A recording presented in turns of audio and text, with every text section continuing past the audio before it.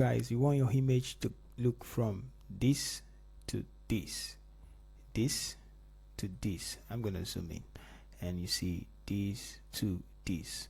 All right, this is my workflow, you can see, and I'm going to show you all what I did in this video. So let's get started. A lot of people just use one click plugin or one click action and then go ahead, do some retouching, and then leave the image. They don't even take their time out to check out what can work out well for them. But in this one, we're going to change the workflow. Now, as you can see in the image, it's so red and I hate it. So some people might like it, but I don't want it like that. So I'm going to grab the adjustment layer, hue and saturation, and I'm going to reduce the red. If you don't know the color, you can choose this hand tool and select that particular color. It's going to automatically set the color. And this is Photoshop 2026, so you can choose. So I'm just going to reduce this to some extent, like 19, and take it up all the way, just like 5. And also I'm going to close that. I'm going to grab curves and let's take the image, let's brighten it up a little bit. So somewhere around there should be okay for me. And also I will still need hue and saturation just to spice up. Let's take this up a little to brighten up the shadows and the highlights and all of that.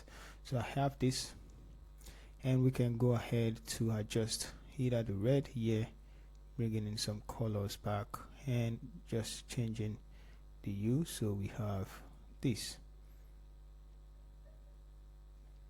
Okay, let's just leave it like this and give it some color. So quickly we are going to check before and after.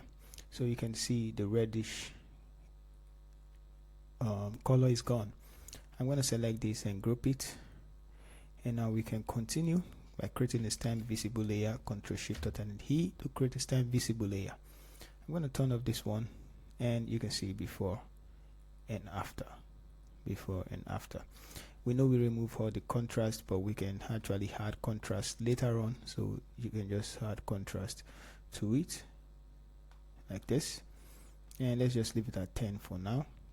And I'm going to merge these two layers together. So now we're going to do some minor retouching before we go advanced.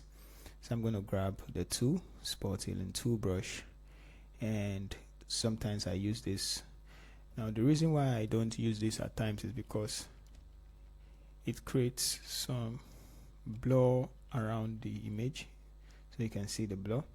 So sometimes I don't use that. I use the clone stamp tool instead and pick a place using Alt to select a very good texture, and then I cover those sides like that. So but for now you can see what's happening to the image. So you select a closer range. So I'm going to do this, and then we're going to come back.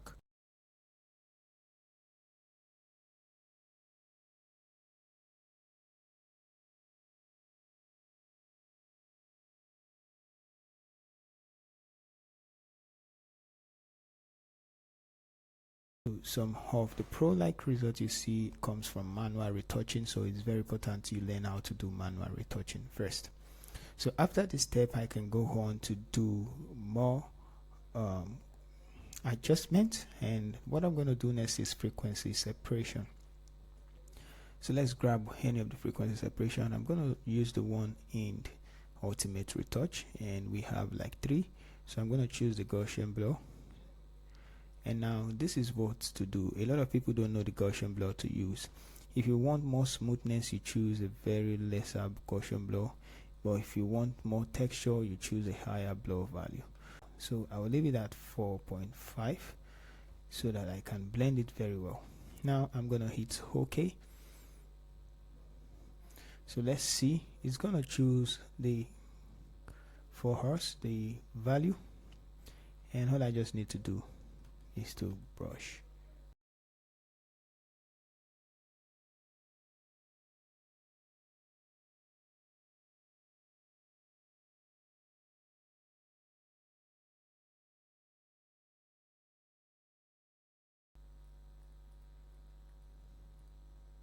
So that's what I don't like, you can see. So I'm just gonna undo that, and I'm pick this too using hot, and just gonna click on all of those places.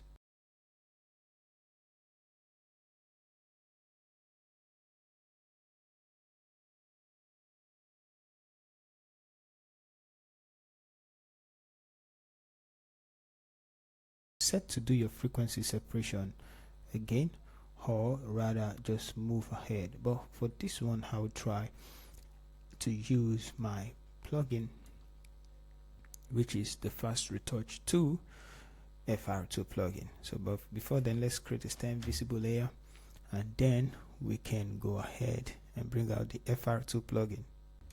So this is the FR2 plugin. Remember I said you can just use the one click retouch plugin, or any one click retouch action, because you need to get to a stage before you use them.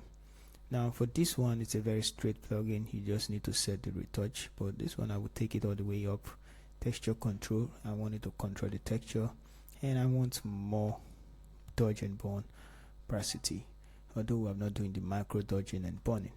So let's just click start, and it's just gonna retouch. Boom. So let's see what we have. I'll click close, and then you can see before and after. Now I will turn everything else off, because it's very important we know where the picture is affecting. So this is where it's affecting, you can see before. So I'm just gonna take the brush and paint over where I want to see it.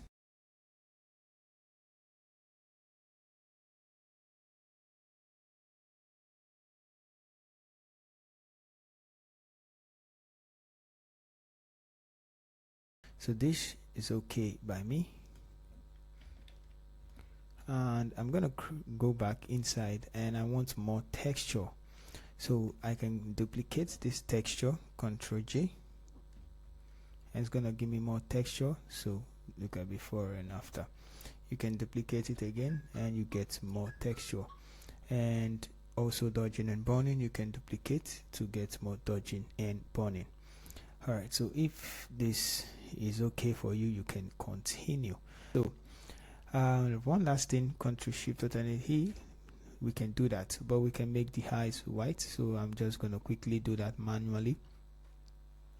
Or there are plugins for it, you can also use this one, and go ahead and choose white teeth. So it's just hue and saturation anyway, so just bring it to hue and saturation, and I'm going to apply it on the eyes. So let's select the white, the brush, the mask, and paint over like this, paint over like this.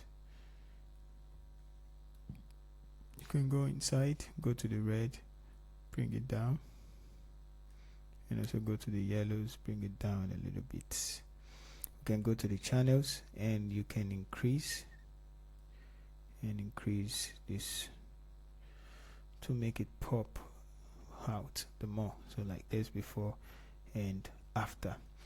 Alright, so like I said, we can also use create a stem visible layer, Ctrl Shift Alternate E, and then use our finishing touch, which is sharpening. I'm just going to add that and add contrast. Just use this one. So let's just turn it off. First of all, I'm just going to go here and select the brush and sharpen the image. This is just my final touch, and the image becomes more sharpened. See? And you can add this one to it. Wow. Alright, so it's becoming more reddish before, so I will reduce this one, the opacity, to like 28 or 20, and then this, you can see how it's affecting. You can also reduce something like this. Alright, so if you want to color grade the image, you can do that. I'm just going to merge everything, Shift Ctrl and E, and group all of these together. So you can do your last edit by going to camera raw filter and probably changing what you want. So this is what we have before, and this is what we have now. So guys, if this video is helpful, let me know in the comment section, and don't forget to hit the like button and subscribe. So thank you, see you all in the next video.